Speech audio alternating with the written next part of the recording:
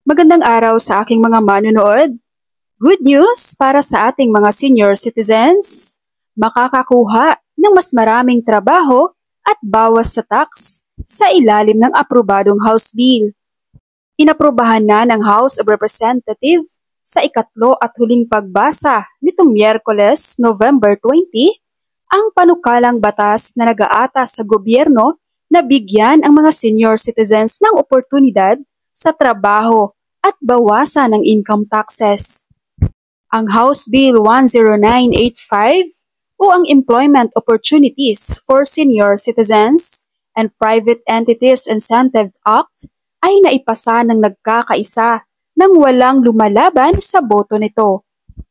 Ang iminungkahing batas na ito ay naglalayo na amyendahan ang Expanded Senior Citizens Act of 2023 at 2010 na nag-uutos sa lahat ng ahensya ng gobyerno at pribadong entity na magtatag ng mga programa sa pagtatrabaho na nagtitiyak ng mga senior citizen ay alam ang mga oportunidad sa trabaho at bigyan sila ng akses ng proseso ng aplikasyon. Ngunit ang tanong ngayon ng ating mga senior citizens, anong klaseng trabaho naman ito?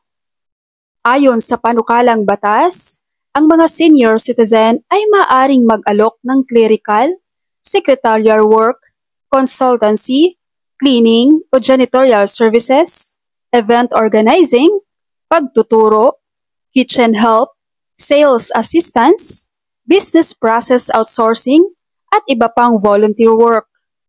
Itinaas din ng panukalang batas ang bawas sa buwis mula 15% hanggang 25% ng kabuuang kita ng mga senior citizen na sumasaklaw sa mga benepisyo at pagsasanay.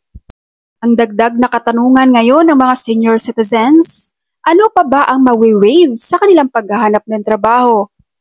Ang mga senior citizens job seekers ay maaari ding magkaroon ng pribilehiyo ng waive fee at mga singil mula sa pagkuha ng mga dokumento para sa trabaho tulad ng police, barangay clearance, medical certificate, birth certificate, marriage certificate, at iba pang patunay ng pagkakakilanlan.